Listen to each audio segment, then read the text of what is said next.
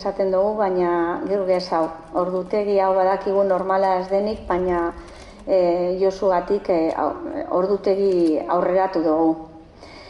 Beno, epiniko dugu pizka bat jakiteko nor da Josu Ibargutxik ez dakienentzako. Josu Ibargutxi San Pedro 1959an jaiota Eibarren, frankismoaren kartzelaren preso 1978tik 1977 eta erakundetako partaide zelarik.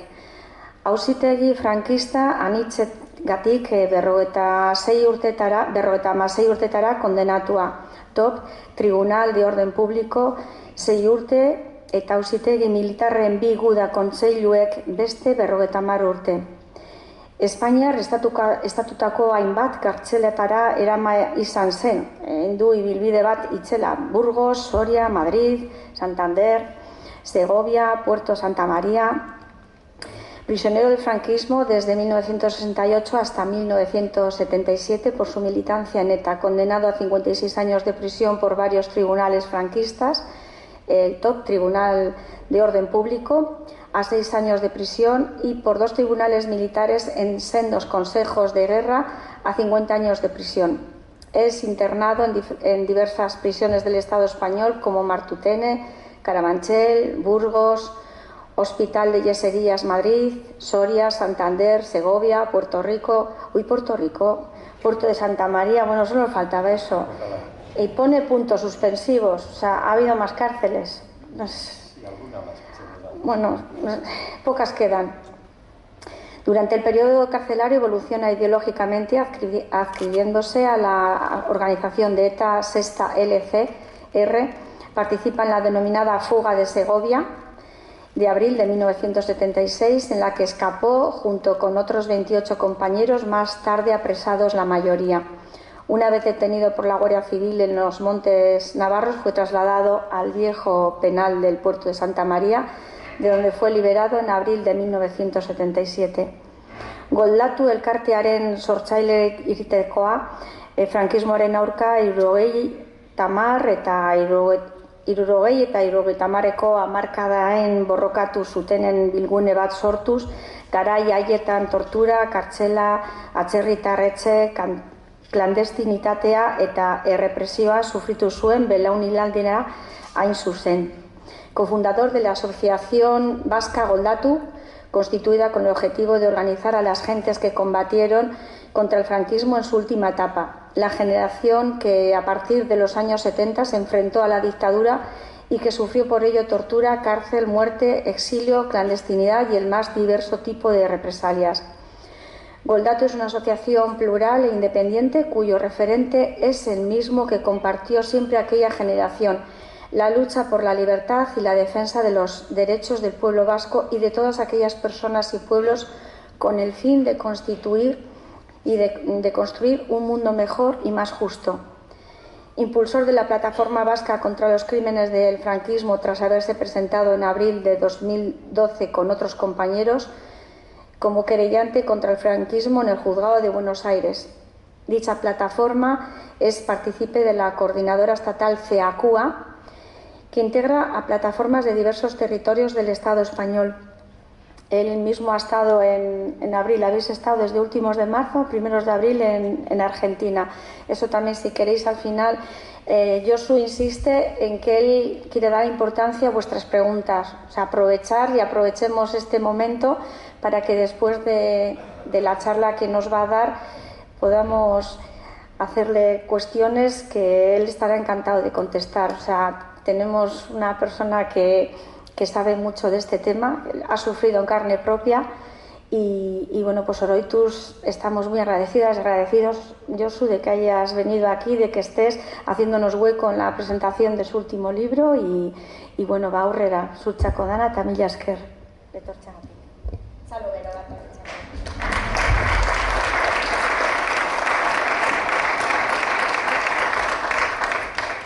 Beno, ondo? Lehendabiziko gauza, zure ikusti hori eskerrak eman, eta batez ere, Oroituz Portugalete erakundeari, gonbite honeatik. Hainbat urte ari gara gure ibilbidea esan dezagun plazaratzen, baina komenigarria zaigu plazaratzen jarritzea. Nik uste dut urte asko pasa direla, gehiegi pasa direla, ia 50 urte pasa direla sasi demokrazia honetan, eta gezurra dirudi, baina oraindik memoriari buruz eta impunitateari buruz hitz egiten jarraitzia dena esaten du sasi demokrazia honekin gaudenez.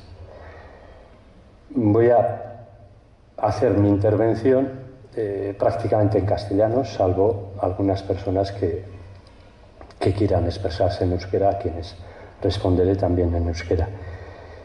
Y quiero decir una cosa antes que nada. No quiero meter rollos. A mí me gusta más la interactividad. Cualquier duda, cualquier cosa que veáis, o que dejo colgando, o que no lo dejo, o que me he equivocado, o que no, pues por favor, vamos a intentar participar todos en es una jornada de reflexión, a fin de cuentas, porque hablar de memoria y de impunidad, pues es lo triste que os he dicho antes en euskera, ¿no? Que tengamos que hablar de todo esto todavía después de casi 50 años de esta llamada democracia.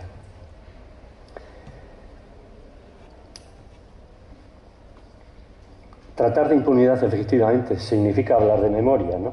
De memoria colectiva, además, de memoria social, no personal. Es hablar de agresiones fuertes, sociales y colectivas en general, ¿no?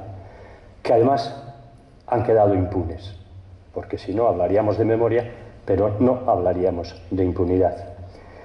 Las agresiones en general e internacionalmente siempre han sido pues de todo tipo, ¿no? Ha habido agresiones no solo en el Estado español, Alemania, Chile, Vietnam, Argentina, en todos los sitios ha habido agresiones, incluso con soluciones de diferentes tipos. Soluciones militares, la agresión a Alemania terminó siendo una solución militar y se acabó. En Italia, otro tanto. En Vietnam, pues los vietnamitas solucionaron eso militarmente y liquidando a los yanquis allí además. Hay otro tipo de agresiones que son concertadas, acordadas, y ese es el gran problema, que suelen ser las más peligrosas, ¿no? Las más propensas a franjas de impunidad. Imaginémonos, por ejemplo, acabo de decir que en Alemania se solventó liquidando a los nazis, pero no pensemos que liquidaron a todos los nazis. No. En Alemania los nazis, muchos, disimuladamente más o menos, pero se integraron también en el aparato democrático después de haber vencido a los nazis a partir del año 45. Aunque políticamente se instituyó un régimen firme que también juzgó a los nazis y también condenó, todos sabemos que lo hicieron. En Italia otro tanto. La diferencia del gran problema que tenemos aquí es que aquí no se juzgó a nadie, porque no se aplicó ningún elemento de justicia transicional como se ha ido aplicando en otros países. Y eso no se pudo aplicar pues porque todos sabemos que esa famosa transición de los años mediados finales de los 70, algunos le llaman transacción, que tampoco está mal explicado con esa expresión. La famosa transición pues fue un pacto del olvido, y un pacto del olvido, desgraciadamente, en manos de partidos que son los que más sufrieron justamente el franquismo, ¿no? Entonces, ese es el gran problema. Entonces, en el Estado español nos toca hacer memoria porque hay una franja de impunidad total, pero de impunidad total, incluso viéndolo estos últimos meses o años, da la impresión de que vuelve a crecer no solo la impunidad, sino quienes la defienden y quienes además intentan ideologizarla ya. La última prueba está en el famoso decreto ahora que han aprobado en Murcia y en Aragón sobre la ley de la concordia. Son capaces de hablar ya de concordia, ¿no? Eso lo único que denota es que se están fortaleciendo, y eso es lo que en principio no debiéramos permitir, ¿no? Han relativizado la importancia de la violencia militar, del golpe militar que dieron. Aquella guerra, hablan de que fue una guerra entre hermanos. Nunca te van a decir que fue un golpe militar que fue respondido, y por eso aguantó 3 años, fue respondido por toda la izquierda y por el gobierno legítimamente constituido. Y claro, eso les permite eludir responsabilidades, ¿no? Y en todo caso dicen además que pudieran ser responsabilidades compartidas, porque todos cometieron disparates, claro. En una guerra se cometen disparates. El que es agredido también agrede, claro, pero es como respuesta, es una agresión de respuesta, el que es agredido. Y evidentemente se intenta rehuir también la historia, la propia historia, el juicio de la propia historia, porque la historia da la impresión de que la van a terminar de redactar ellos, con el famoso y la famosa discusión que tenemos todavía del gran relato. Pensamos que no tenemos que olvidar que es una agresión colectiva que se ha dado en los últimos 88 años. Desde el 36 hasta aquí, hay que pensar que la agresión colectiva por excelencia fue aquel golpe militar y los 40 años de dictadura que le siguieron, y que terminaron en un régimen formalmente democrático, pero con fuertes raíces todavía establecidas por esos golpistas y esos poderes fácticos, económicos, militares, judiciales, que no fueron tocados y que se asentaron para formar parte de las estructuras fundamentales de la actual democracia española. Ese es el gran problema que tenemos. No ha sido investigado nada, ni ha sido juzgado nada. De ahí está la impunidad. No sé si merece la pena hacer una radiografía del franquismo, pero para sacar algunos elementos que pudieran ser a tener en cuenta muy importantes, pues podemos mencionar, ¿no?, como ejemplos de lo que no se ha hecho y se debiera haber hecho. Por ejemplo, en el año 39, el franquismo, a partir del 1 de abril, cuando ya se siente victorioso y declara ya la guerra terminada y tal, lo primero que hace es emitir una ley de responsabilidades políticas. Con esa ley de responsabilidades políticas empezó a fusilar, a encarcelar a cientos de miles de personas, a todo aquel que había defendido la República. No que se hubiera enfrentado en el ejército republicano contra ellos, no, todo aquel que había defendido la República, incluso escribiendo. Ahí tenemos a Lavaxeta, etc. En el año 77, con la entrada de la democracia, a nadie se le ocurre plantear ninguna ley de responsabilidades políticas al franquismo, por lo que hemos dicho antes, por los pactos de esa transición, Tuvieron que pasar 30 años, hasta el 2007, para emitirse una primera ley de memoria histórica. Y todos sabemos lo que fue esa ley de memoria histórica. Fue muy, muy floja. Tan floja que lo único que hizo fue reconocer sus graduaciones militares a gente que había pertenecido al ejército republicano y algunas cosas más, pero no asumió esa ley, ni el gobierno que la emitió, que fue Zapatero, no asumió dentro de esa ley ninguna responsabilidad para que el Estado como tal y los gobiernos asumieran esa responsabilidad de tirar para adelante y empezar a trabajar. Pero no solo en exhumaciones, etcétera, que las siguieron permitiendo a las organizaciones memorialistas que estaban trabajando, se lo permitían hacer, pero ellos no asumían todo el trabajo que significaba eso. En definitiva, fue una ley de memoria en la que ellos mismos se dieron cuenta que tampoco servía para mucho, y encima, si os acordáis, los gobiernos de Mariano Rajoy, que sustituyó a Zapatero, anularon la ley. ¿Cómo la anularon? Sin presupuesto. No la anularon jurídicamente. Lo único que hicieron fue 0 patatero de pesetas para todos los posibles trabajos que pudieran plantearse. Y tuvieron que pasar 15 años para una segunda nueva ley de memoria. Pero 15 años, hasta el 22, hasta ayer, un año y pico llevamos. Es de octubre del 22. Pero curiosamente, antes, en el 2007 sale la primera ley de memoria histórica, pero en el 2011, ahí sí, emiten, redactan con una contundencia impresionante una ley de víctimas del terrorismo. Ahí sí,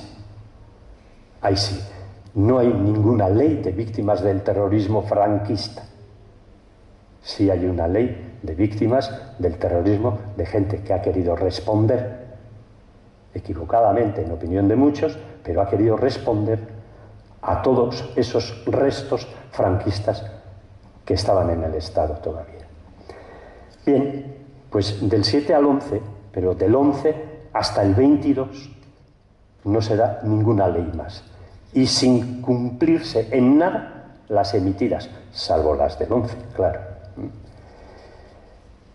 Habla muy bien esta ley de simbologías franquistas, del Valle de los Caídos, con toda la bronca que hubo con la exhumación del dictador, tiene presupuestos, dice claramente que, bueno, se decretan las nulidades de las leyes franquistas,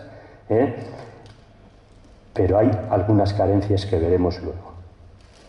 Se trata efectivamente de conocer la verdad, dignificar a las víctimas y la memoria a los desaparecidos, los asesinados. Hay exigencias de los relatores de la ONU que llevan años diciendo, en el 2014, hace 10 años, me tocó estar a mí en Ginebra, en el Congreso de la Comisión de Naciones Unidas de los Derechos Humanos, en Ginebra, con Pablo de Greiff, uno de los relatores, había dos, uno de los relatores que hizo una intervención impresionante diciendo la falta de justicia que había en el Estado español. Relatores de la ONU asignados por Naciones Unidas para analizar la realidad de los gobiernos democráticos españoles. Estoy hablando del 2014.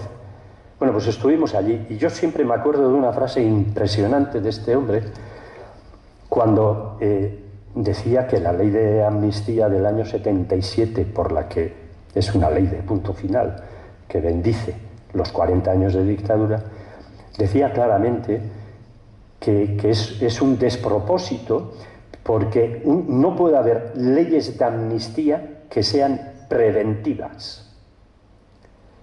A ver, y explicaba claramente, una amnistía preventiva es en sí misma un despropósito, porque tú puedes amnistiar a cualquier preso que haya sido ya previamente imputado, después investigado, después juzgado, después condenado y después encarcelado. Y entonces tú amnistías, le perdonas todo, pero ese señor ya está en la cárcel o al menos está condenado, está imputado. Por tanto, ¿tú cómo vas a hacer? ¿Cómo vas a prevenir que alguien pueda ser juzgado y condenado? La amnistía preventiva en sí, en todo caso, la amnistía debiera ser a posteriori, como decía Pablo de Greiff, y nunca a priori. Y en la ley de amnistía del 77, el artículo 2.6 y F, es una frase muy pequeñita, está por allí escondida, pero dice claramente, y lo digo de memoria, pero viene a decir claramente, explícitamente, esta amnistía será aplicada también a todas aquellas autoridades y agentes del régimen anterior que hayan atentado contra el derecho de las personas. Tela, ¿eh? O sea, no es ninguna... No se les ha escapado esta frase, porque atentar contra el derecho de las personas es algo universal, o sea, abarca cualquier derecho. Y lo dice así, la ley de amnistía lo dice así. Ese artículo 2.e y f es el que convierte la ley de amnistía del año 77, prevista para amnistiar a todos los luchadores antifranquistas, la que convierte en la ley de punto final, como en Argentina convirtió a todos los militares y golpistas. Aquí también es la ley de punto final, ese articulito. Y ahí está. En octubre del 22, en esta nueva ley de octubre del 22 de memoria, sigue vigente. Y tanto es así que sigue vigente que con esta nueva ley que tiene, hemos dicho, 16, 18 meses todavía en vigor, se ha intentado juzgar y ningún juez ha asumido la posibilidad de juzgar. Han negado todos los juzgados en Barcelona, en Madrid y en algunos otros puntos, se ha negado la posibilidad de juzgar los crímenes franquistas y de juzgar y de asumir la denuncia que hacen las víctimas del franquismo. En definitiva, y como dicen, utilizan la expresión jurídica nuestros abogados, no, con esta ley no se garantiza la tutela judicial efectiva que todas las víctimas del franquismo tienen derecho a aplicarse cuando denuncian pues, los miles de... imaginémonos, en Argentina ahora mismo, que es el único juzgado del mundo que ha admitido esto, hay miles de querellas allí, tanto individuales como de asociaciones e incluso de partidos. El PC, la CNT, han depositado sus querellas, pero en Argentina, a 10.000 kilómetros. Luego, si queréis, como os ha dicho Mavi, ya os comentaré algo, si os interesa, del último viaje que hemos hecho hace un mes. Pero bueno, esta es la realidad que tenemos ahora. Y de ahí que, desgraciadamente, nos toque todavía seguir impulsando la querella en la propia Argentina, porque en los juzgados de aquí se han ido introduciendo querellas, tanto individuales como de ayuntamientos, en más de 100 casos y en más de 100 juzgados. También en Euskadi, También en Euskadi hemos metido querellas y seguimos metiendo querellas. Ahora estamos preparando querellas de varios ayuntamientos que, erigiéndose en representantes de sus ciudadanos, se van a querellar. Pero sabemos lo que van a decir los juzgados. La Fiscalía Territorial primero y luego al final la última instancia, que es el resto nacional. Pues que no hay, que está la ley de amnistía por medio y que esos delitos han prescrito. Te lo dicen así. Además hacen un copiar y pegar. Todas las resoluciones del Tribunal Constitucional y todos estos dicen, no, estos delitos ya han prescrito y además está la ley de amnistía. Ya está, en un párrafo. Y váyase por ahí. En estas fechas todavía estamos en estas circunstancias en el Estado español. Por tanto, la querella argentina tendrá que seguir siendo pues, la herramienta para seguir en lo que podamos sensibilizando, movilizar y, en todo caso, movilizar también a las instituciones, como os he dicho. Nos interesa muy mucho que sean los propios, como mínimo, ayuntamientos, y aquí es un dato curioso. Me anticipo porque podéis preguntar, ¿no? ¿Qué son? ¿Ayuntamientos solo de Bildu y del PNV? No. Hay ayuntamientos donde hay concejales y alcaldes del PSOE que han firmado las querellas criminales para presentarlas en Argentina. Pero les dices que las presentemos aquí, sí, que también, vale. Y se presentaron, pero los juzgados lo echan para atrás. Y ya no protestan más. Esa es la desgracia que tenemos, ¿no? Que la protesta se queda allí. Bueno, si los jueces han dicho que no, pues en algún ayuntamiento, incluso estoy acordando de Vitoria, donde algunos militantes socialistas dijeron, no, ya hemos dado todos los pasos, porque ahora continuar haciendo recursos y todo, ¿por qué no? Porque la justicia es muy lenta y esto, pues ya está, excusas hay para cualquier cosa. Bueno, pues teniendo en cuenta esto, ¿en qué situación queda entonces, o quedan las leyes de memoria? La del Estado tiene 3 o 4 puntos fundamentales que, bueno, os he comentado. La ley de amnistía, que todavía se mantiene, el Código Penal, todavía no se ha modificado el Código Penal cuando llevamos 5 años pidiendo que se modifique el Código Penal español para que tenga una relación directa con la jurisdicción internacional, porque ahora mismo echan mano del Código Penal español, que empezó a entrar en vigor desde el año 2004 y hasta el 2004 no se puede hacer nada. No, si el Código Penal español se vincula directamente a la jurisdicción internacional y a todos los tratados y convenios internacionales que el Estado español tiene firmados, tal y como dice el artículo 10.2 de su Constitución actual española, el artículo 96, que todas sus decisiones internas deberán estar concordadas con las jurisdicciones y acuerdos internacionales de todo tipo, acuerdos internacionales jurídicos. Eso lo dice la Constitución española, pero no lo cumplen, no lo quieren cumplir. Entonces, bueno, por ahí estamos atacando, pero llevamos 5 años diciendo esto mismo. ¿Qué dice la ley vasca? Bueno, primero, ante la justicia, la ley vasca... Voy a matizar. La ley vasca de memoria, la aprobada el año pasado, el 28 de septiembre del 23, ni un año. La estudiamos y consideramos que da pasos bastante mejores, mayores y más concretos que la ley del Estado español. La ley del Estado español, algunos creyeron que cuando se aprobó ya se había hecho todo. Y cuando les decías, oye, pues que se ha hecho todo, no. Se ha terminado de hacer la ley para echar a andar, no para dejarla en el cajón. No, bueno, pues no se han enterado. Aquí sí, aquí hemos empezado a apretar y ya veremos, pero sí vamos a decir que tampoco tiene tanta vinculación la ley vasca y se escudan muy mucho en ello. El gobierno autonómico no tiene facultades ante la justicia. La justicia es del Estado. Por tanto, no puede decidir nada el gobierno autonómico. Y eso que les decíamos que pincharan por ahí, ¿no? Bueno, pues el artículo de la ley autonómica sobre la justicia es un párrafo de 5 o 6 líneas, donde dice que intentarán llevar a tribunales posibles indicios.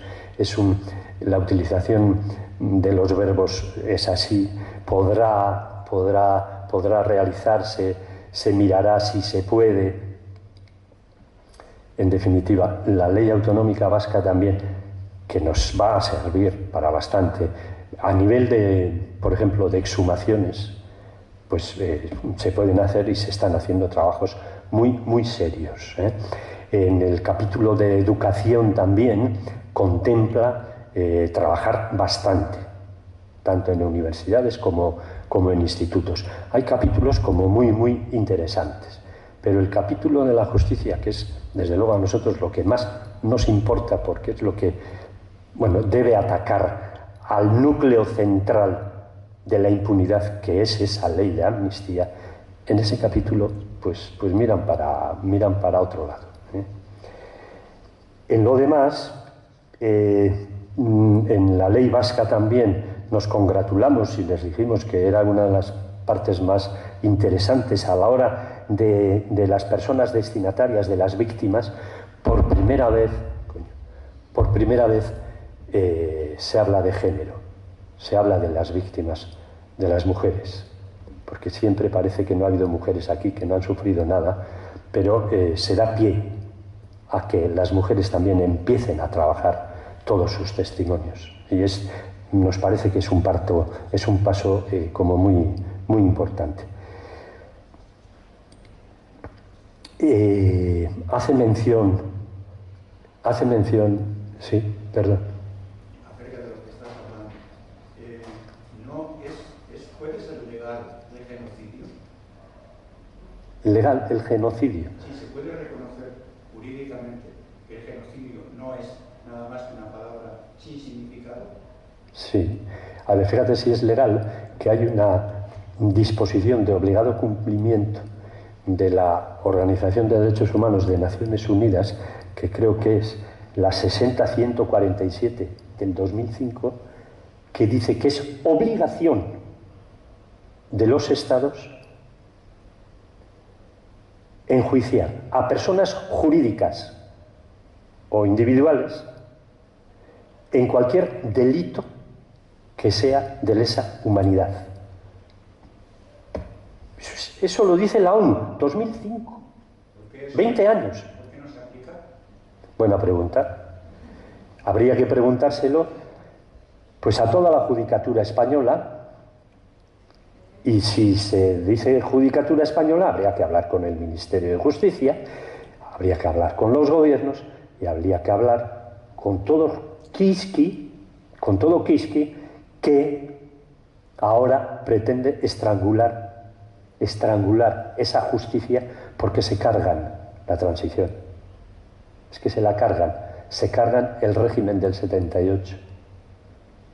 Claro, porque habría que empezar a enjuiciar y condenar a todo lo habido y por haber. Ahí está. Por eso seguimos peleando. Sí. ¿Cómo? ¿Por qué no se entra en las denuncias por ese lado? No estamos... A ver, El genocida no puede ser nunca excusado. a ver, las denuncias, las querellas, cuando se denuncian, todo eso en las querellas se denuncia, además explícitamente, y venimos diciéndolo públicamente, como lo decimos aquí, lo decimos cuando escribimos un artículo y nos lo publican. Que todo eso lo estamos diciendo. No.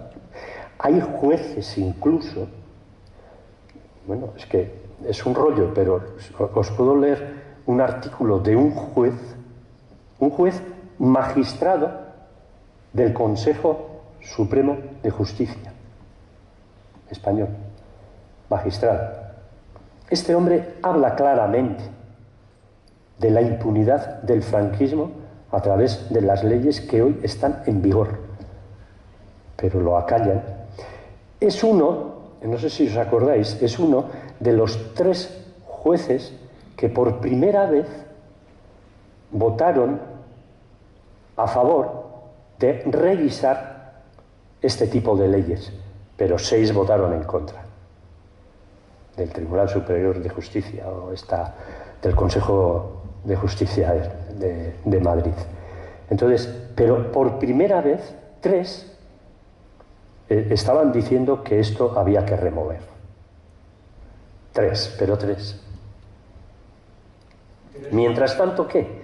Mientras tanto, esto lo que estamos haciendo hoy aquí, seguir madurando entre todos, seguir, no sé, cogiendo, transmitirnos ánimo para seguir peleando, porque es que hay que seguir, como mínimo, sacando ruido. Tenemos que sacar ruido donde podamos. Cada vez menos en los medios también apreciamos. En una época, incluso a nosotros nos llamaban bastante más, no sé, a tertulias en la televisión o radios, etc. Últimamente no. Pues porque hay instrucciones de que no se hable mucho de justicia. Se habla mucho aquí en Euskal Herria y evidentemente, a ver, no pretendo ridiculizar, aquí se han hecho muchos trabajos de exhumaciones y de homenajes a víctimas, y se están haciendo y se están planificando hacer homenajes, cantidad de homenajes a víctimas en los pueblos, etc. Gogora está trabajando eso, pero se queda ahí. Y da la impresión de que esas víctimas están ahí, pero no ha habido victimarios. Cuando se exhuma una fosa con 3 cadáveres de gudaris o de milicianos en Archanda o no sé dónde, así dijo, joder, qué bien, tal. Oiga, ¿y estos cómo murieron? ¿De sarampión o...? No, murieron, los mataron, los fusilaron, tal. Ah, ¿y dónde están los victimarios? No, de victimarios no. O sea, de justicia nada. Eso, hace años, hubo alguien que creo que preguntó a un responsable del gobierno, yo creo que era Jonan Fernández, cuando estaba de responsable en estas cosas, él mismo manifestó y nos dio vergüenza ajena, manifestó que que el gobierno vasco está por homenajear a todas las víctimas y promover las exhumaciones, sacar, pero desde luego que no tiene ninguna intención de exigir justicia, de llevar los hechos a la justicia. Les da miedo y les sigue dando mucho miedo. Sí, porque es meterse... Vaya.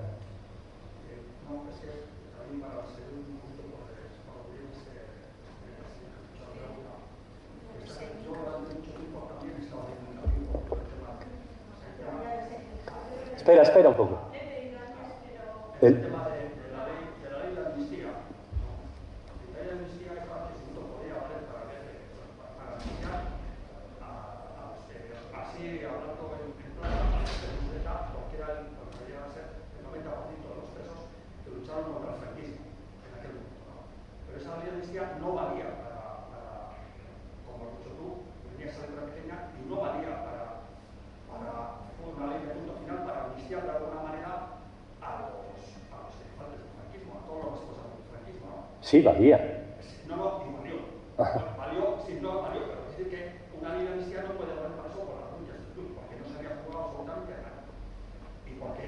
Y porque creo que estamos aquí, y todo el mundo de acuerdo, de que aquellos crímenes fueron crímenes de lesa humanidad. Y una ley de amnistía no puede amnistiar crímenes de lesa humanidad, ¿no? El tema, creo que es que, como has manifestado tú, hay una serie de leyes a nivel europeo, convenios internacionales, a los que la Constitución española está lo menciona y que de palabras se adhiere la Constitución española y la política, la clase política española, pero la Convención para la Prevención del Genocidio y los delitos de lesa humanidad, que es una de esas leyes que tú mencionas, que tú mencionas, eso no se ha traspuesto a la legislación española.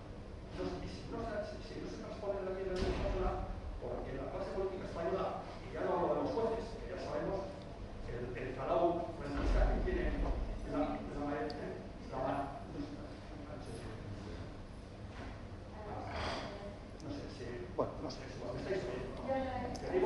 no, quizá no todos, ¿eh? No, pues que no, es que no.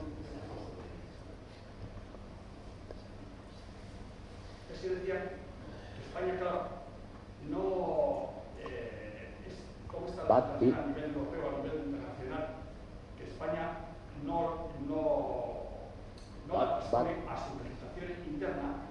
Mientras no haga eso, está diciendo que no reconoce que haya habido ni genocidio ni crímenes de lesa humanidad. Y entonces no hay manera. Pero el tema, aparte de los jueces, es el legislativo. El legislativo y el ejecutivo también. El legislativo del Parlamento Español, en los tiempos de Felipe González, que tuvo 200 y pico parlamentarios, aparte de su momento. Del PC también, que tuvo un montón de votos, pudieron y no quisieron.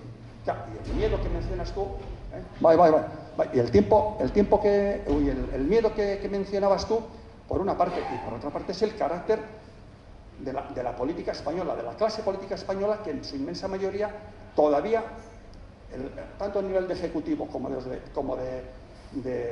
todo bueno, a nivel económico, las clases económicas en aquella época son las que están mandando hoy, también aquí, ¿no?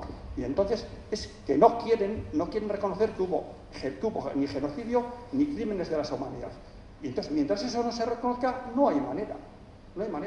Se puede acudir a la justicia argentina y se puede acudir a donde sea. Y digo que se puede acudir a la justicia argentina porque nosotros hemos acudido a la justicia argentina. Y se ha acabado el juego de Salamanca y se acabó. Que no vaya. Y ya está. No hay más. Y ese es el tema. Entonces, claro, yo creo que hay que seguir impulsando porque haya un reconocimiento de que los crímenes que se produjeron en el franquismo fueron crímenes de lesa humanidad. En cuanto eso se reconozca, se podrá juzgar. Pero si no se reconoce, pues bien, nos estamos rompiendo, en fin, la cabeza con todo este tema y yo reconozco también que las leyes de memoria histórica han supuesto un pequeño paso, un leve paso. La ley del 2007, poco. Y esta otra puede haber supuesto un poquito más, ¿no? Pero bueno, al final es prácticamente un calco de la otra con alguna pequeña mejora. Y con estas leyes de memoria, pues las víctimas del franquismo siguen y seguimos siendo víctimas de segunda, de que nos den una palmadita de espalda, muy bien, te pasó tal, calla y tira para adelante. Y así andamos. Lo que te quiere decir que, bueno, genocidio, claro, el genocidio, claro que no es legal, pero como aquí no se ha cometido genocidio, pues no se puede hacer genocidio. Y no se ha cometido por lo dice la ley española. No ha habido genocidio y que no ha habido crímenes de lesa humanidad. ¿Qué vas a juzgar? No sé. Yo, para quienes no conocéis, Fermín es hermano de Víctor Pérez Celespe, asesinado en Portugalete el 20 de enero del 75. Sí, claro. A ver, la calificación de genocidio es una calificación internacionalmente reconocida y hay cantidad de leyes que las contemplan. ¿Cuál es el problema? Que los estados, a pesar de participar, todos o la mayoría de los estados son miembros de Naciones Unidas. Y este tipo de leyes que Naciones Unidas dicta, la Comisión de Derechos Humanos, la tengo por aquí, no sé si, bueno, dicta, debieran ser vinculantes, pero como otro montón de leyes. Claro. No, que está... No, es peor. En la legislación española, la propia Constitución, artículo 10.2 y 96 tal, dice que su regulación interna, su legislación interna, debe estar siempre de acuerdo con todos aquellos dictados, también acordados y aprobados, en la jurisdicción internacional, en convenios, acuerdos de crímenes de lesa humanidad. Eso lo dice la Constitución actual española. No la cumplen. No la cumplen porque tienen otros mecanismos donde dicen que sí, esto sí me vincularía, pero como el Código Penal nuestro, español, del año 1995, no permite, ¿cómo se dice?, retroactividades, y todos esos delitos son muy anteriores al año 95 del Código Penal español, pues se quedan ahí. Entonces, están permanentemente navegando en una cosa de estas. Es un problema de voluntad política, ¿eh? O sea, no es un problema jurídico. Eso se lo hemos dicho siempre al PSOE. Si usted tuviera la voluntad política, ahora mismo usted, por ejemplo, no es que eliminara, y no lo hemos dicho al principio, decíamos derogación, hombre, derogación de la ley de amnistía del 77, lo han pedido hasta los relatores oficiales de Naciones Unidas, como os he dicho, Pablo de Greiff y luego Fabián Salvioli, hace 3 años. Decía, la ley de amnistía del Estado español del año 77 debe desaparecer. Relator especial para España de Naciones Unidas, una autoridad. Ahí está. ¿Por qué? Porque es su gran protección. Y el Partido Socialista, ¿por qué se empeña en mantener eso así? En no derogar. Pues porque es que lo dijo hace muchos años, lo dijo Felipe González, cuando se empezaba a reivindicar y a reclamar que esa ley de amnistía no sé qué. Felipe González lo comentó. Cuidado con estas cosas de la memoria histórica y que si tocar la ley de amnistía porque nos cargamos la transición. Claro. Y ahora se mantiene. Ahora se mantiene. Ese es el problema.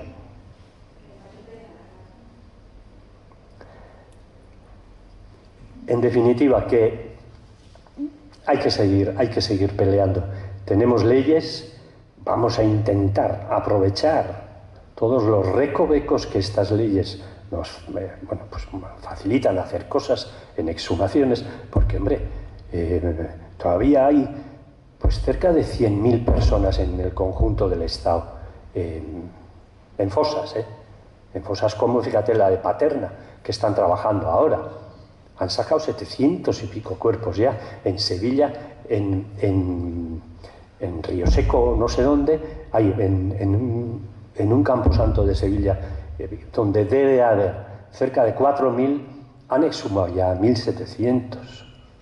Entonces se están localizando fosas por todos los lados. Aquí no tantas, aquí también se han ido exhumando. En Amorebieta ahora está saliendo un montón. Claro, porque Vizcarbi ahí hubo un frente bastante serio, ¿no? Entonces, bueno, pues eso hay que hacer, eso está bien, coño, dignificar a todos esos combatientes y cubrir la dignidad de sus propias familias. Eso claro que hay que hacer, claro. Pero también hay que seguir exigiendo justicia e ir apuntando a los victimarios. Porque es que parece que murieron de gripe o alguna cosa de estas, ¿no? Y todos tienen disparos en la cabeza. O sea que, bueno, que tengamos que seguir ahora mismo, y es una de las cosas que en nuestro último viaje, ahora que hemos hecho a Buenos Aires, pues hemos incidido. Martín Villa. Martín Villa es un señor que es responsable, y tenemos los nombres y apellidos, de como mínimo 88, algunos dicen que 90 personas muertas en su reinado. Esto es, en la época en la que él, desde el año 76 al 77, perdón, 79, en 3 años, del 76 al 79, fue ministro de Relaciones Sindicales, ¿os acordáis? Con los hechos de Vitoria todavía era ministro de Relaciones Sindicales, pero como faltaba Fraga, se metió el año. Pues desde el 76, que ya al poco lo hicieron ministro de Gobernación, ese mismo año, luego lo pasan le llaman ministro del Interior a partir del 77, la Nueva Democracia. Hasta el 79 tiene 88 fiambres él, no los mató él, pero sí fue el responsable máximo. De todos esos, ese señor ahora mismo está imputado. Alguien dice, no, pero la Servini ya echaron para atrás todo y ya. No, dejó de ser procesado, porque tenía un auto de procesamiento, pero sigue imputado. Y la Servini ahora mismo está pidiendo de nuevo, está haciendo diligencias para pasar de las 12 víctimas por las que está imputado, no está imputado por las 88, por las 12 víctimas por las que está imputado, Servini creo que le va a meter otras 5, ya serían unas 17.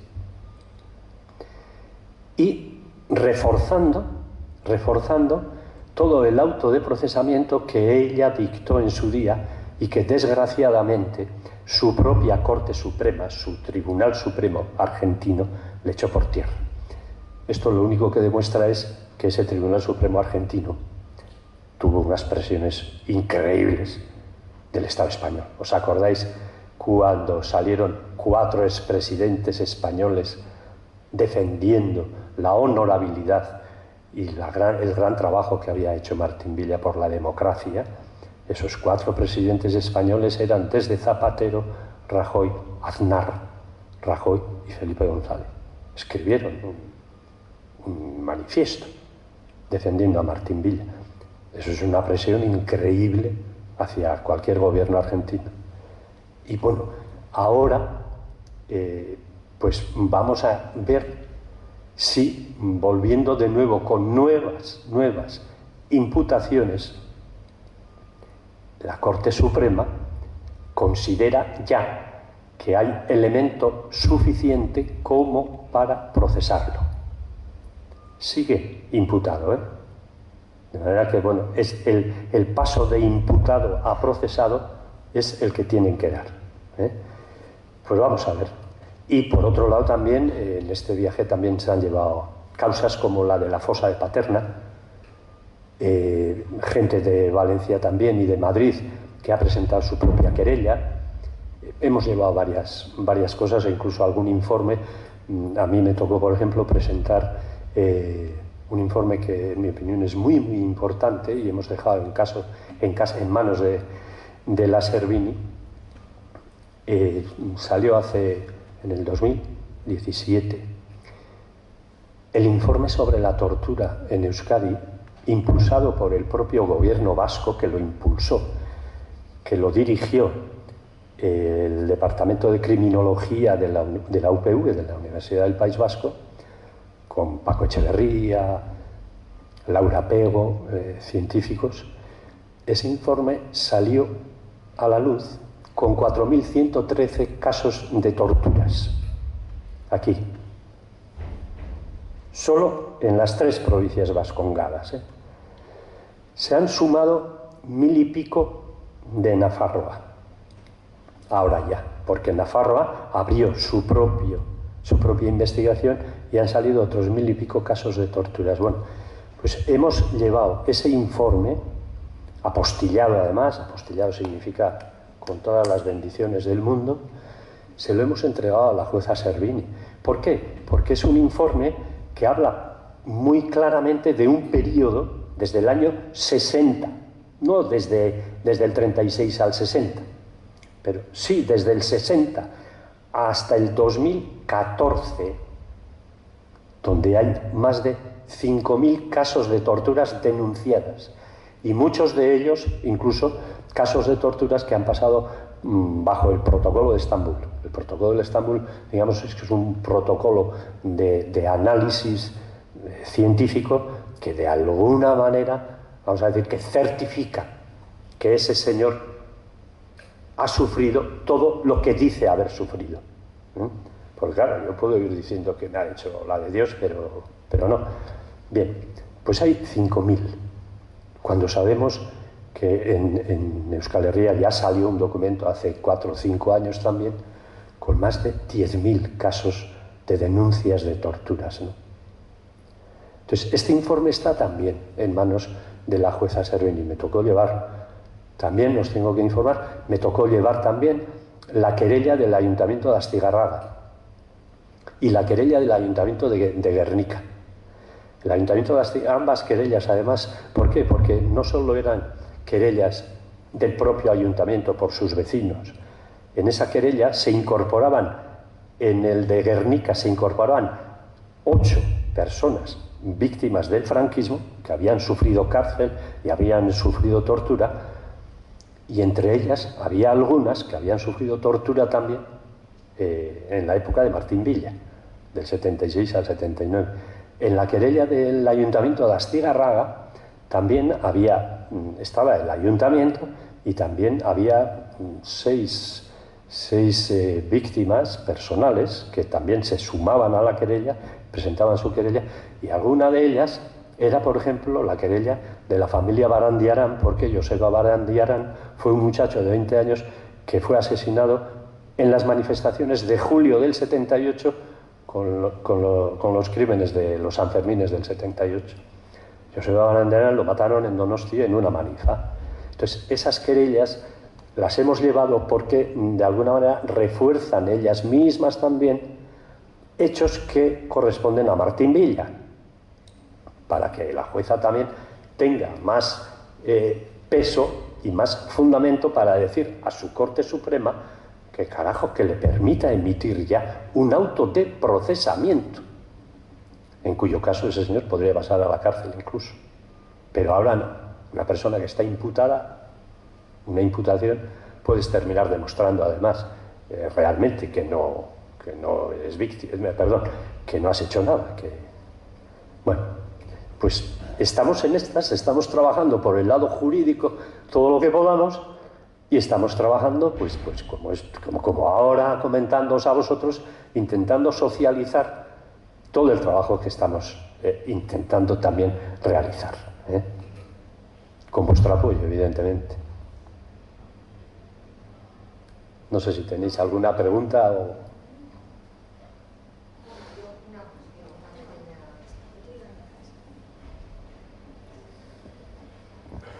Cuando se dice que en la transición se corre un tupido velo, una ley de silencio, de omertá, para que no se pueda juzgar a futuro a los responsables del genocidio, yo creo que hay una parte que tiene que ver con cómo el dictador garantizó que una vez que él desapareciera, toda la estructura que había creado poniendo la mano encima de Juan Carlos se podía mantener. Entonces, hoy en día, si se pudiera juzgar por crímenes de lesa humanidad a los responsables y a los herederos del franquismo que están instalados en las estructuras de poder del Estado y de la Administración, uno de los que se tocaría y que podría tambalearse primero es la corona, entiendo. Y eso creo que no están ahora mismo dispuestos los partidos constitucionalistas a cuestionar en ningún caso, ¿no? Sí, es uno de los elementos, claro, porque la monarquía es heredera del franquismo. Eso, a Juan Carlos le vimos todos jurar, como era, lealtad a las leyes fundamentales movimiento. Lo dijo. Claro, lo están disimulando y diciendo que ese señor, incluso con el golpe del 23F, ya dio un paso hacia la democracia, pues totalmente de fundamento, y que hizo por la democracia española pues el que más. A partir de ahí, como lo disimulan por ese lado, la institución de la democracia es que es curiosísimo.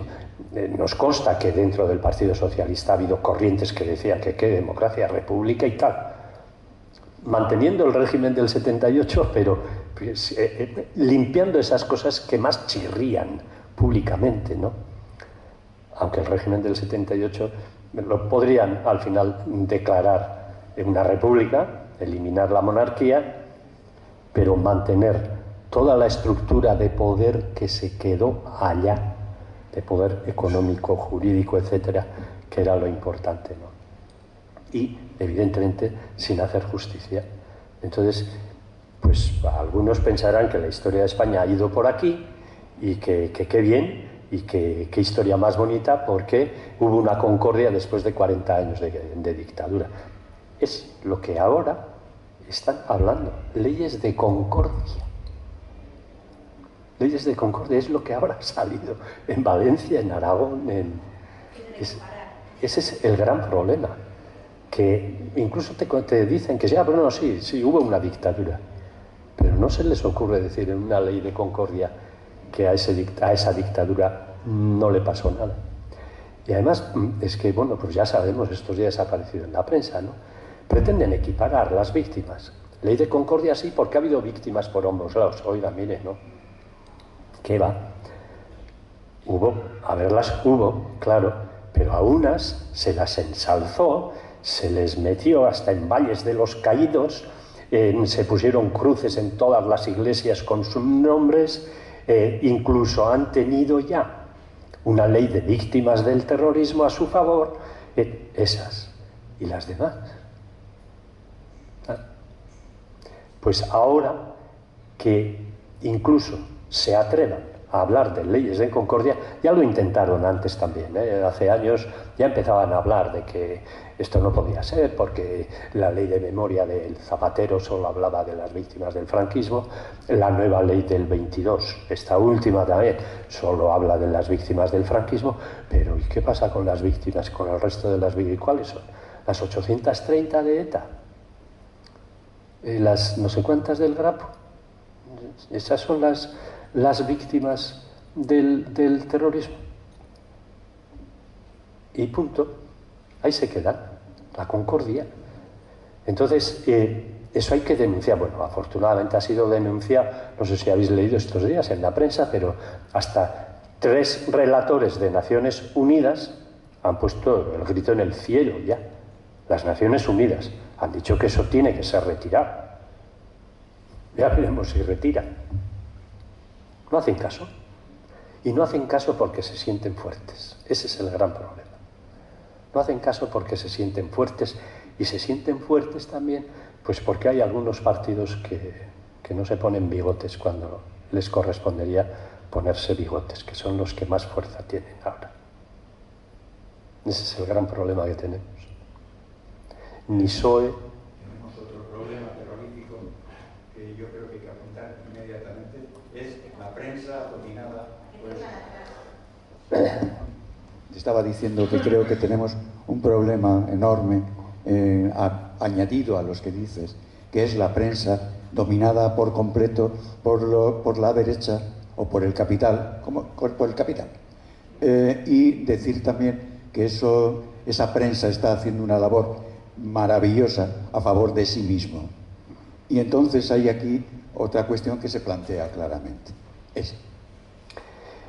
Es tan evidente eso Eso no es otro problema, forma parte del problema, porque los medios de comunicación, claro, los medios de comunicación, prensa, radio y televisión, están dominados por ellos.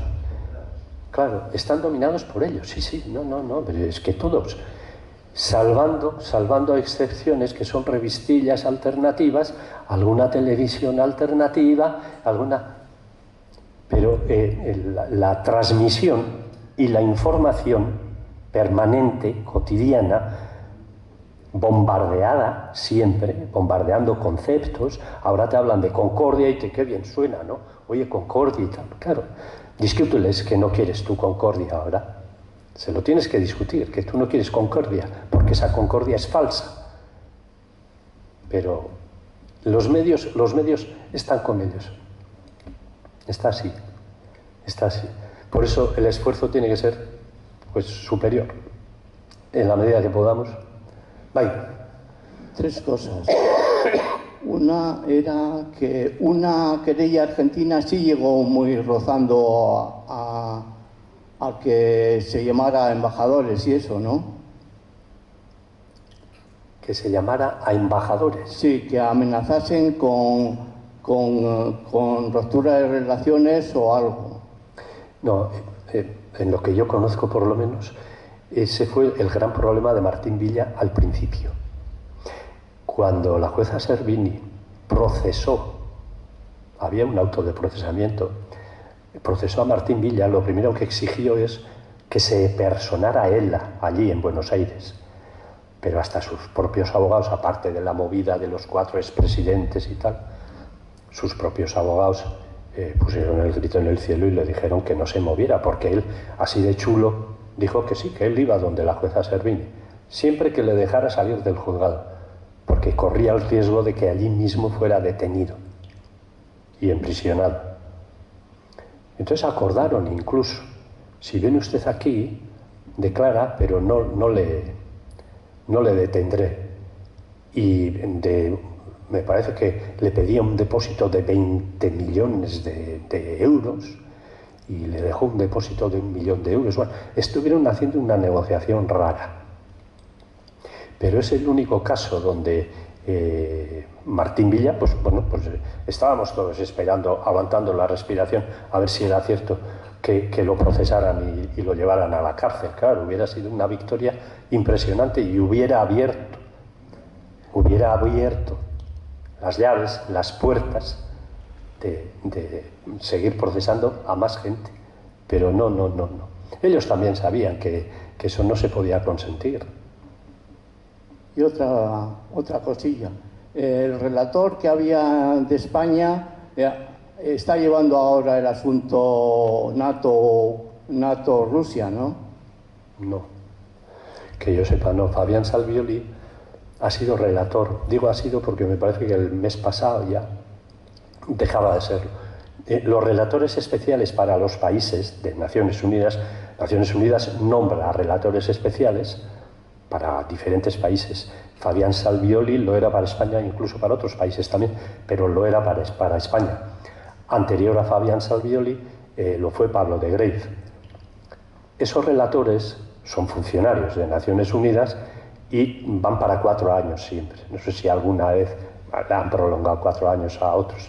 Pero Fabián Salvioli se ha despedido ahora y justamente se ha despedido siendo uno de los firmantes de esos 3 relatores que acaban de condenar y de decir que debe ser retirada esa ley de concordia que hay en Aragón y en Valencia.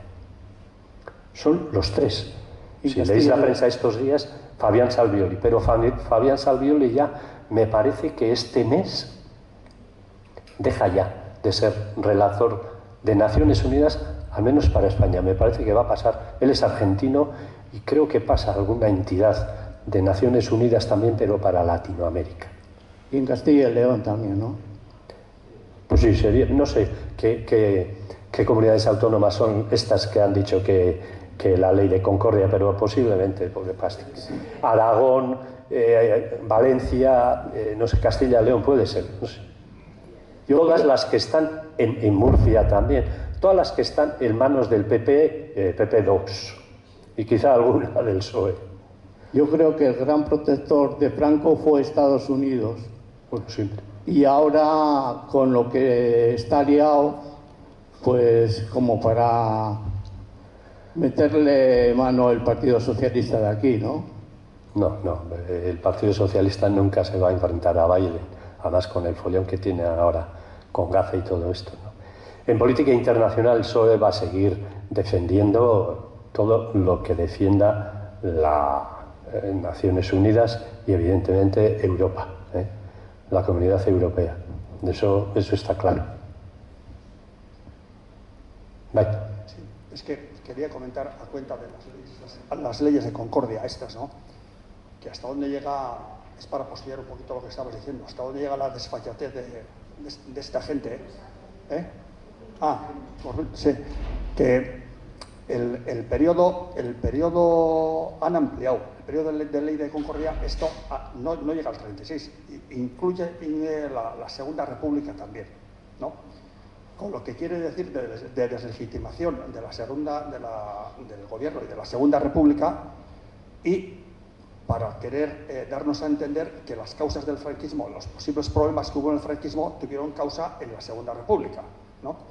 Y quería apostillar un poquito lo que estabas diciendo de estas leyes, que son leyes de concordia falsa, porque lo que quiere decir es que hablan de una guerra entre hermanos, de una constitución con la que nos hemos hermanado todos y que tienen origen, pues bueno, pues en las ideas de toda esta gente.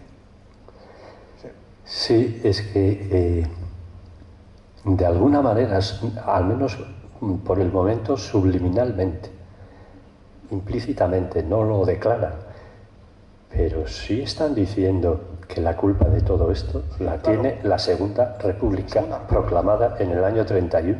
Por eso han ampliado el periodo, es que incluye el periodo de la Segunda República, la ley de concordia, estas leyes de concordia, ¿no? Claro, sí, van por ahí. Y no va a haber, a nivel del Parlamento Español, no va a haber una declaración institucional de deslegitimación del franquismo. No va a haber, y mientras no lo haya, y el PSOE no quiere. No, declaración institucional sí hay. La propia ley de memoria del 22, en sus preámbulos, en sus artículos, dice que el franquismo no tenía que haber existido, ni el golpe militar, ni la dictadura, ni nada. Pero por mayoría parlamentaria, no por unanimidad del Parlamento. No va a haber unanimidad, porque se ha permitido que el franquismo siguiera vivo desde el año 77, y no solo vivo, sino que se fuera alimentando. Claro. En Alemania, a pesar de estar prohibido el nazismo, sabemos que hay partidos y agrupaciones nazis. Imagínate, en Alemania, a pesar de estar prohibido. Y en Italia también hay fascistas, a pesar de que el fascismo de Mussolini estuviera prohibido. Eso es, en todos los países, movimientos de este calibre existen, pero en Alemania siguen juzgando a nazis, aunque tengan 90 años. En Argentina, a pesar de mi ley, siguen juzgando a gente de la dictadura argentina y encarcelándolos.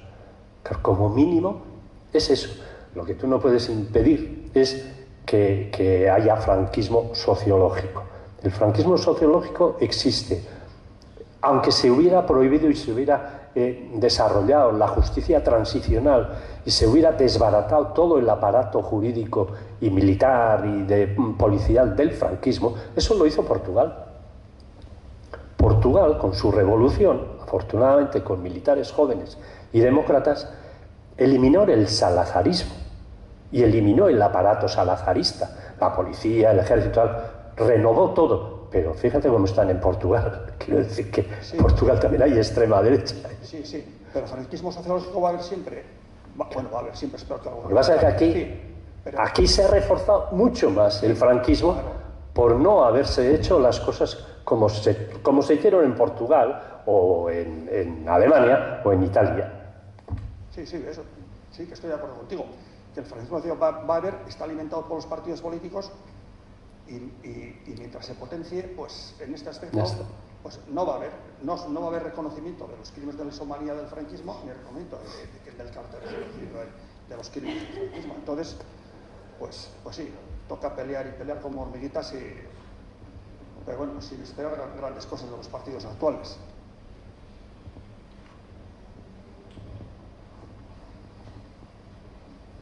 Hola, buenas. De todos modos, yo quería apuntar una cosa. Yo creo que sin un correcto revisionismo de todo lo acontecido, es muy difícil sacar adelante todo de manera correcta. Entonces, pues eso, si no se hace en términos generales de Estado un revisionismo, tal y como pues en su momento se hizo en, como bien has dicho, Alemania, a pesar de que ahora hay partidos fascistas, yo creo que es ahí donde falla un poco el pie, que no se ha hecho un revisionismo correcto cuando se ha tenido que hacer y han puesto de tapado esa transición, que digamos. A ver, es cierto. Y luego encima, pues eso, la sensación esa de gobierno que tenemos de que 4 años uno, 4 años otro, al final es un poco... quito uno, pongo otro, ¿sabes? Es un poco... ¿Cómo lo llaman? No me sale la palabra. ¿Alternancia? No, es... No me sale. No. Sí, bueno, es que le estamos dando vueltas No, pero le estamos dando vueltas, es cierto. Pero ese tipo de revisiones no hay porque hay una serie de fuerzas políticas que no quieren revisar a fondo nada. Ese es el problema que tenemos. Porque la historia está ahí, pero si la historia... Por ejemplo, tú coges un libro de historia que ahora en los institutos, en las escuelas, del franquismo apenas se habla en un libro de historia. Y si se dice, pues que una dictadura que estuvo ahí, estuvo 40 años y punto. Y hablas con profesores de historia de institutos y te dicen que son 2 o 3 los que quieren hablar del franquismo en una clase completa o en 2 o 3 clases para explicar lo que ha sido el franquismo y lo que ha sido ahora la evolución de la transición. El resto de profesores ni mencionan. Y repasas esos libros de historia y es que la Real Academia de la Historia Española es la primera que en torno al franquismo habla muy muy poco y además te dice que sí, el general Franco fue un general un poco dictador y que hizo tal, y bueno, que no lo hizo tan mal igual, ¿no? Ya está, Real Academia de la Historia de España. Entonces, bueno, pues digamos que en ese sentido estamos... Sí, claro. Es que al final dan a entender como que es una democracia y en realidad es un sistema oligarca, que es como un intercambio de... como el juego de los vasitos y la bola. Tiene mucho que ver con eso, efectivamente. A fin de cuentas, los hilos del poder están en manos de los de siempre. Eso es. Pero hay que seguir peleando, ¿eh? No. Hay que seguir peleando como sea. Porque no sé si vamos a ser la última generación que pelee, porque la gran pregunta es, aquí no hay ni un joven. Yo no veo a ningún chaval ahora mismo que tenga de 50 años para abajo. No sé. ¿Sí? Bat. Vera Bacar. Vale. Bueno, que ese es el gran problema que tenemos y que tampoco tenemos una solución. El problema generacional es terrible, porque es que a los chavales ya Franco les suena a chino. Cuando estuvieron en el instituto, pues leerían los libros y tal, incluso en casa, porque su viejo le dice algo y tal. Esa ha sido otra. El nivel de transmisión que ha habido en las familias, como había tanto miedo al principio al franquismo, eran nuestros padres los que se callaban y no nos contaban cosas. Y si nos oían hablar, tú cállate, no digas nada, porque se metió tal pánico a nuestros padres y abuelos que, bueno, pues eso, retirar eso. Entonces la memoria es muy frágil y te dicen siempre, oye, joder, pues dejar ya la memoria por ahí, ¿no? ¿Por qué no pasáis página? La de siempre. Hay que pasar página ya, ¿no? Y nuestra respuesta también sigue siendo la de siempre. De acuerdo, pero después de haberla leído, ¿qué te parece? Ah, bueno, sí, claro. Bien. Y después de haberla leído, ¿redactada por quién? a el relato de lo que ha pasado. Claro.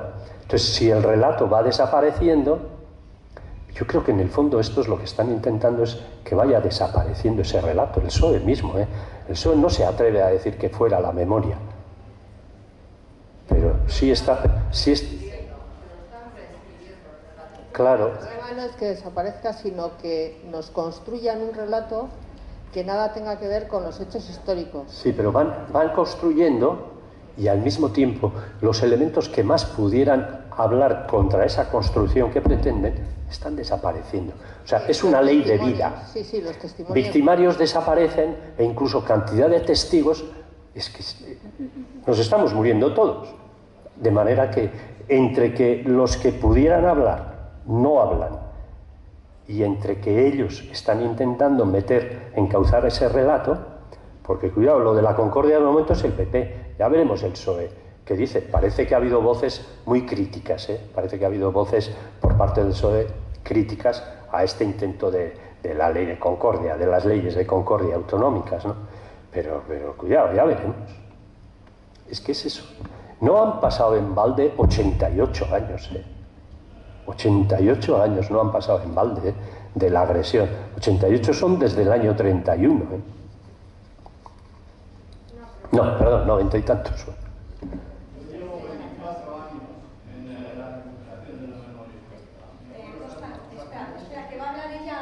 No, yo iba a hacer una pregunta, pero me salgo de lo que estábamos en este momento. Era preguntarte, porque desconozco si lo que digo es real.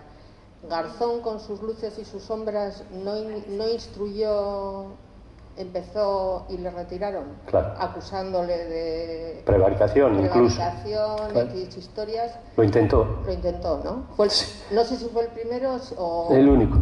Vale. El único que intentó, pero ahí se quedó. Y algunos interpretamos que fue, no sé, fue un gesto suyo en un momento en el que este hombre estaba muy prestigiado en Argentina, pues porque participó en la búsqueda de torturadores y del régimen militar argentino, ¿no? Y bueno, pues estaba como muy ensalzado, pero aquí no hizo nada. Y desde luego el recuerdo que tenemos de Garzón en Euskal Herria, yo os iba a decir que tela marinera, el recuerdo que tenemos del tela cierre marinera. Y en Madrid lo que intentó hacer, pues bueno, le taparon la boca inmediatamente y lo acusaron de prevaricación porque estaba intentando aplicar no sé qué leyes a temas que no le correspondían, ¿no? Alguna milonga de estas, y bueno, ahí se cayó. Pero el recuerdo de Garzón que tenemos nosotros aquí... Yo eso te quería decir, Josu, ¿qué pasa? Porque ahora hay ese giro de él, pero hay mucha gente que tenemos el recuerdo de todo el daño que ha hecho aquí y que, claro, no se ha revertido, ¿no? Estamos hablando de justicia, de otras cosas, y el daño que se ha hecho aquí... Pues muy difícil recuperar. Ese daño está hecho. Ese daño está muy hecho. Entonces, tampoco hemos tenido un soporte muy fuerte. A esos niveles yo creo que en Cataluña han andado mejor. En principio con RC y esta gente, ¿no? Anduvieron. Pero aquí no hemos tenido un soporte muy fuerte y podía haber sido el Partido Nacionalista Vasco, Pero el Partido Nacionalista Vasco, hasta el año 2004 o 2005 fue. Hasta entonces andábamos nosotros, las organizaciones memorialistas, sacudiendo. Y fue en el 4 o en el 14, si tengo una empanada ya con las fechas. Vaya, cuando el Partido Nacionalista, bueno, el gobierno vasco, lanza a Gogora, al Instituto de la Memoria Gogora, lo hace porque se dio cuenta que las organizaciones memorialistas éramos las únicas que estábamos trabajando el tema, estábamos capitalizando toda la actividad y estábamos ya trascendiendo a nivel mediático pues bastante. Es cuando nos llamaban a la tele, la radio, tal. Y entonces dijo el PNV, esto se nos va de las manos si no lo controlamos. Fijaros bien que nos dieron el premio René Cassin de Derechos Humanos, que es un premio establecido por el gobierno vasco, nos dieron el premio René Cassin a la Plataforma Vasca contra los Crímenes del Franquismo. Yo personalmente fui a recoger ese premio de manos, en un acto público solemne, de manos de Urkul. Entonces, pero nos dieron ese premio, pero inmediatamente se constituyó el Instituto Gogora para terminar controlando el gobierno vasco todo lo relacionado con la memoria. Tanto es así que incluso hace bastantes meses, igual un año, pero incluso hubo un compañero que habló con el director de ETV o con algún responsable de ETV diciéndole pues que coño, que no nos dan mucha cancha a las organizaciones memorialistas para...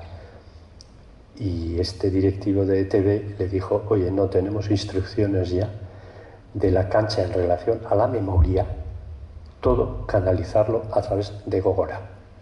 Por tanto, y nosotros con Gogora pues no tenemos muy poca relación.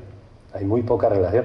Y de hecho ahora en esta nueva ley del 2023, en principio se habla así de las organizaciones memorialistas y tal, pero quedamos encuadrados como consultivos en Gogora, en el Instituto Gogora, en la estructura del Instituto Gogora. Las organizaciones memorialistas quedamos encuadradas en consultivas, pero no ejecutivas ni con capacidad de decisión. Esto es, no tenemos derecho al voto en ese Consejo de Gogora, porque somos consultivos y todavía no han echado a andar, pero no tenemos capacidad de decisión. No tendremos derecho de voto ni siquiera en Gogora. Y esa es la ley de hace un año, ni un año todavía, es del 28 de septiembre. Aquí en Portugalete el primer acto que hemos hecho Oroitus fue en 2016 en el cementerio de Portugalete, y a partir del año siguiente es cuando se ha empezado a hacer algo a nivel institucional, pero siempre los grupos memorialistas vamos por delante, y vosotros, fíjate, con ese recorrido que tenéis. Pues ese recorrido, hombre, nos alegramos mucho que el gobierno vasco nos diera, en el 14 era, no en el 4 no creo, en el 14 nos diera ese premio René Cassin. Dijimos, bueno, pues esto va bien, nos están reconociendo y tal, pero no. Ya el propio hecho de crear un instituto de la memoria está muy bien, y dijimos, joncho, qué bien. Y en los primeros meses de la presentación del instituto estuvimos todos allí, con Aintzane Mecenarro, charlando, no sé qué tal, y diciendo, bueno, a ver cómo va, y cuándo nos llamáis, y empezamos a vernos para organizarnos entre todos, ¿no? Vosotros nos favorecéis porque las instituciones están para eso y nosotros aportamos también por aquí. Aportar todo lo que hemos podido, pero favorecernos nada, ni, bueno, sí, subvenciones a nuestras actividades, algunas, y en determinado momento, pero, por ejemplo, en temas como los nuestros de Goldatu, sudamos mucho para sacar algún dinero del gobierno vasco, porque como toda nuestra actividad está centrada en temas de justicia, y centrarte en temas de justicia, todo nosotros lo estamos centrado en estar con ayuntamientos y con víctimas para, por una, recabarles información, orientarles para montar querellas, tanto a las instituciones como a todos. Si no estamos detrás de los ayuntamientos, ni siquiera los 25 o 30 ayuntamientos que hoy aquí se han podido querellar, si no hubiéramos estado, no hubiéramos hecho nada, porque los ayuntamientos por sí mismos no tienen esas iniciativas. Cuando vas con el acuyu, vas pinchando, consigues cosas.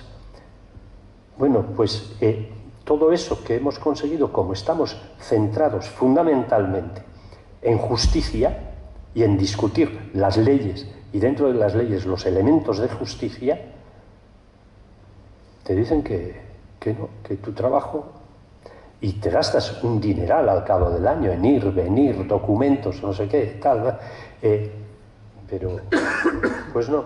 Te iba a comentar, Josu, para quienes estamos aquí, por si acaso alguien no sabe, que nos enumere esos ayuntamientos que han hecho querellas para conocimiento de... A ver, tengo que hablar de memoria, pero En Vizcaya, ya os he dicho, Guernica. Verango no. Concho, a ver, no me va a salir ninguna mía ahora. Berriz, Guernica, Plencia, Ochandio también están preparando la querella. Orduña, porque en Orduña acaban de exhumar unas fosas de las que han sacado ya cerca de 80 cuerpos, pero deben quedar otros 200. Con todos esos ayuntamientos estamos en contacto y muchos han firmado ya las querellas. En Guipúzcoa, pues no sé, Andoain, Eibar, con alcalde socialista, Eibar también, y se han querellado. Andoain, Eibar, Rentería se está trabajando, Zarauz, Donostia, al final, que nos costó por 28 funcionarios del Ayuntamiento de Donostia que fueron fusilados al día siguiente de que entraran las tropas franquistas allí. Entonces, al menos les decíamos, queréllate por lo menos por los 28 funcionarios del Ayuntamiento, pero no querían. Y era claro, el alcalde del PNV también ponía unas pegas del carajo. Arrasate también, Vergara también. No sé, os estoy hablando de memoria, pero sí, hay mucho movimiento y otros ayuntamientos que ya han manifestado voluntad de querellarse. Ahora mismo Legazpia, tengo reunión estos días con el ayuntamiento de Legazpia para impulsar y decirles por dónde se tienen que dirigir las cosas, ¿no? Porque el ayuntamiento de Legazpia tiene una cosa, pues algo especial. El ayuntamiento de Legazpia es la primera vez que se va a querellar, además, que va a admitir la querella de los familiares de Josu Mújica. Y Josu Mújica, ¿quién era? Pues era un militante de ETA que fue asesinado en el año 75 en Madrid, pero asesinado por la policía.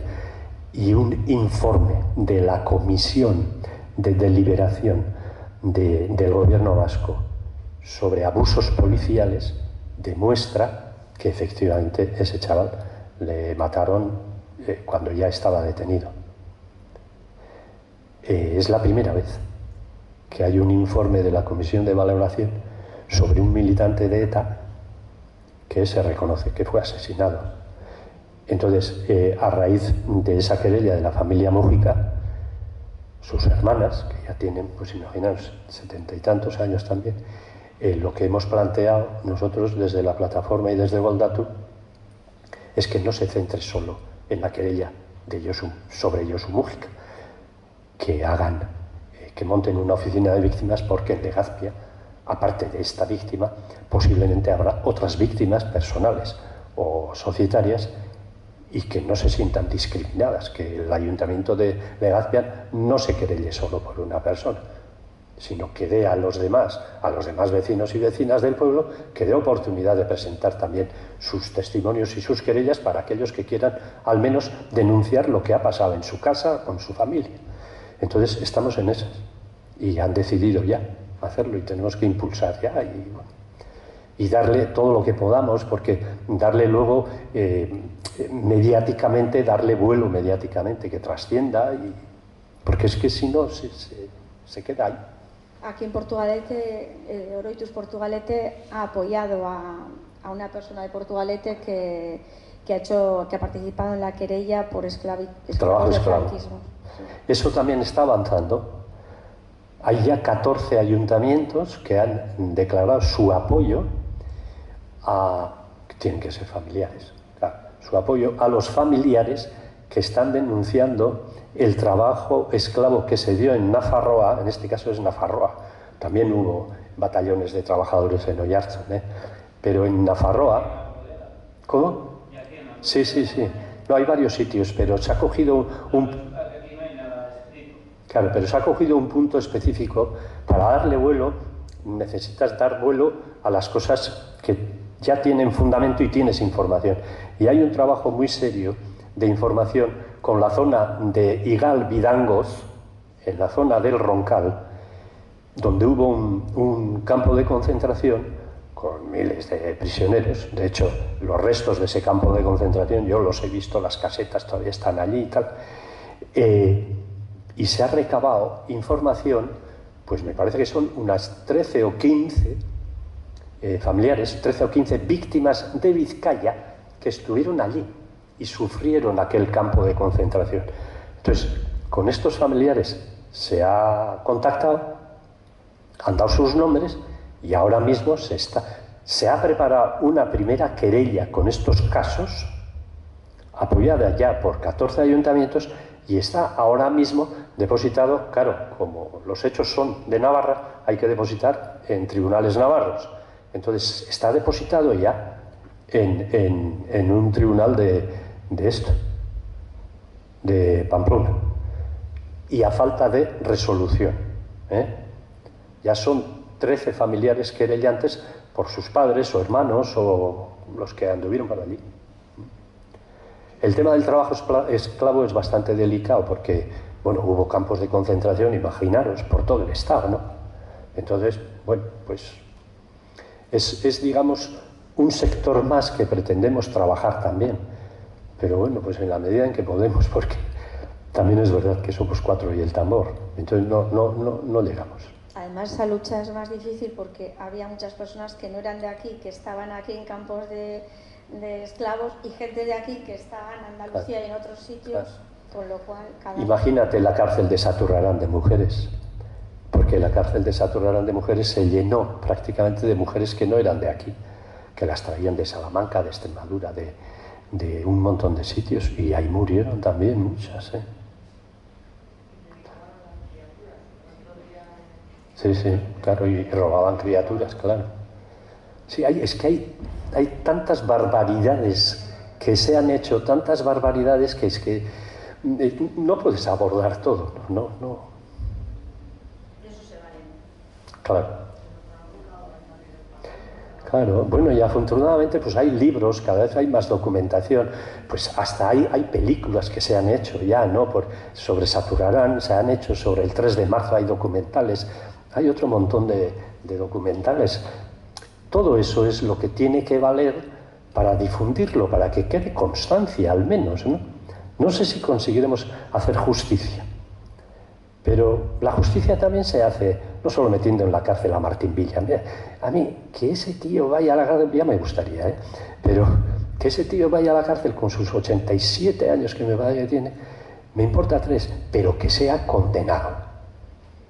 Que se condene todo lo que ese señor hizo. Eso es lo importante, porque si fuera él condenado, sería condenado todo el sistema que él representó. Claro, y es lo que no quieren.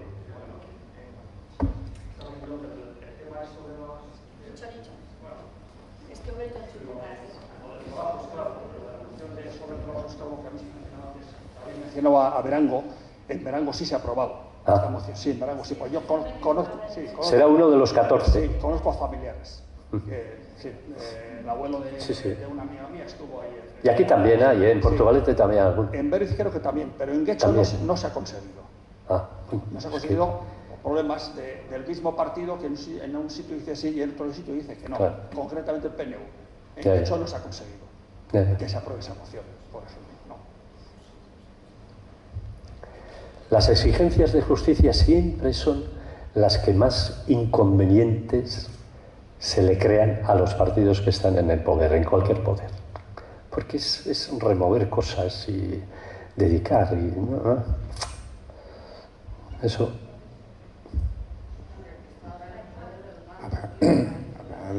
¿Cómo? Yo creo que no se oye nada bien, ¿verdad? A ver. Ahí. Vale. Bueno, teniendo en cuenta lo que se ha venido hablando con respecto a la memoria.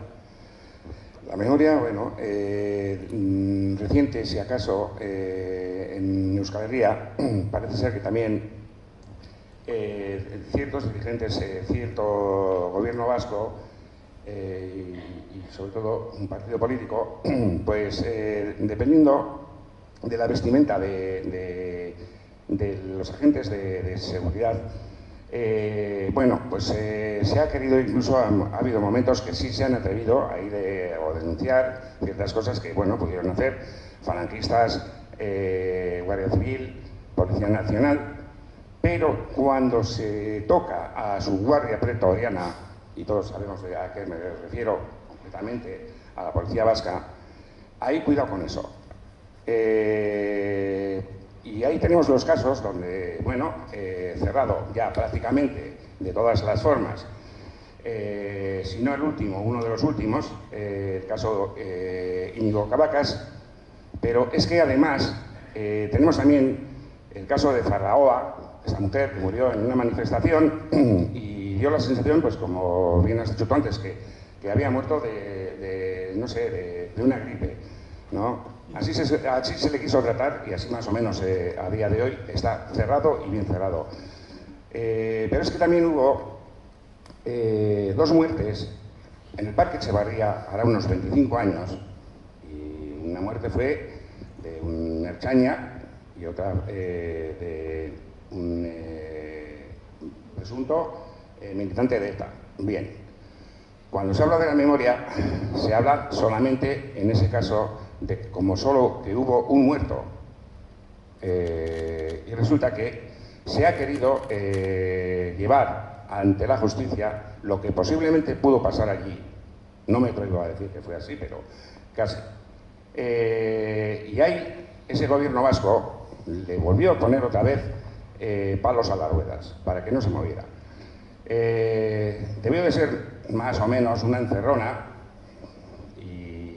y allí lo que ocurrió es que también murió una ertzaina, pero tenía que haber sido de forma como lo hicieron a modo de los asesinatos que hubo en Pasaia. ¿Vale? Y entonces estamos viviendo la memoria actual que no encaja según para quienes en el mismo sitio que para con todos los demás. Seguimos así, seguiremos así. Y desde luego, lo que sí que es de pena es tener Portugalete, los habitantes que tiene, y que en estos momentos, y yo no vivo en Portugalete, pero estemos aquí un número bajísimo. Parece ser que esto no importa. Lo peor de todo es eso, que tenemos bueno, pues un entorno que estas cosas ya no les preocupa casi nada. Ya no solamente juventud, sino gente de nuestra edad también no quieren ni saber. Y algunos por comodidad política y otros pues porque prefieren seguir siendo ignorantes, cuando resulta que en todas las familias de toda esta gente que estoy diciendo habrán tenido algún caso en el que tendrían que indagar qué es lo que pasó. Vale, venga, es que ricasco.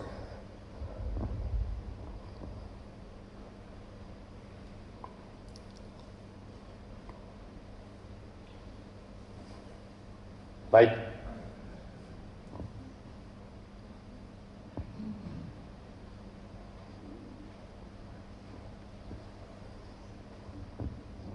Tengo 2 preguntas. Una, en el ámbito jurídico, ¿cómo sortea vuestra organización con el tema de la prescripción de delitos?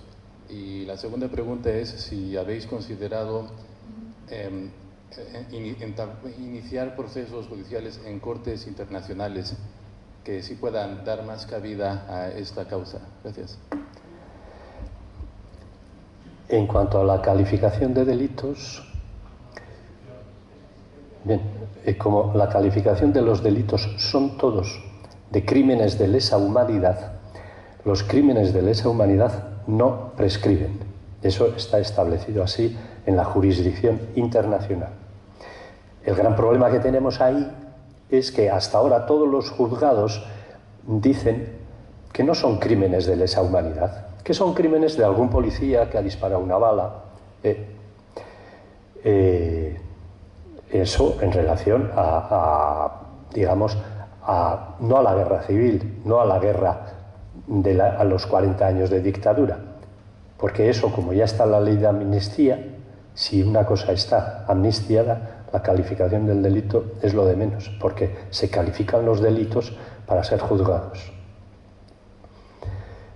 Entonces, venimos siempre diciendo que esos delitos, siendo crímenes de lesa humanidad, no prescriben.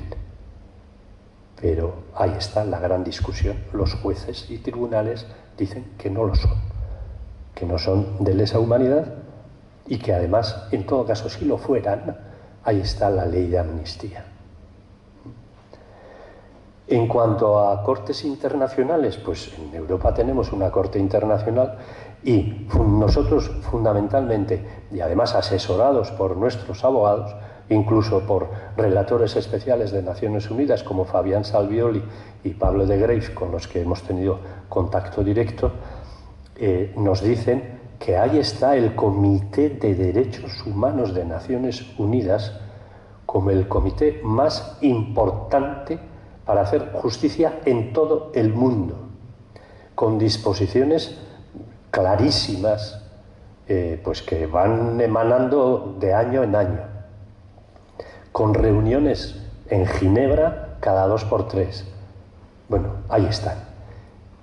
Ese comité es el más importante, pero a pesar de todo, todos sabemos que jurisdiccionalmente hay una corte penal en Estrasburgo, y se montan cortes penales, por ejemplo, imaginaros en La Haya, todos los crímenes de lesa humanidad que han pasado con todo el tema de Yugoslavia, etcétera, que han sido condenados como crímenes de lesa humanidad. De manera que una frase que soltó una vez Fabián Salvioli, me acuerdo que la soltó además en el Congreso Español, porque hizo una reunión con nosotros en el Congreso Español, no en el hemiciclo. Dijo, señores, aquí el problema no es el problema de derecho. O sea, derecho hay, esto es, hay derecho redactado de cine. Lo que no hay es voluntad política, no se aplica. No hay que redactar más cosas, Si está escrito todo a nivel internacional, a nivel tal, lo que hemos dicho antes, hasta la Constitución española esta, que es más floja que el carajo, te dice que en el artículo 10.2 todas esas cosas aparecen. Pero ¿qué voluntad política hay para aplicar ese derecho? Y no solo en el Estado español, en todos los estados, en Italia, en Alemania ahora mismo hay unos follones del carajo con todo. Derecho hay, no hay voluntad política. Pues porque el poder político está donde está, en las manos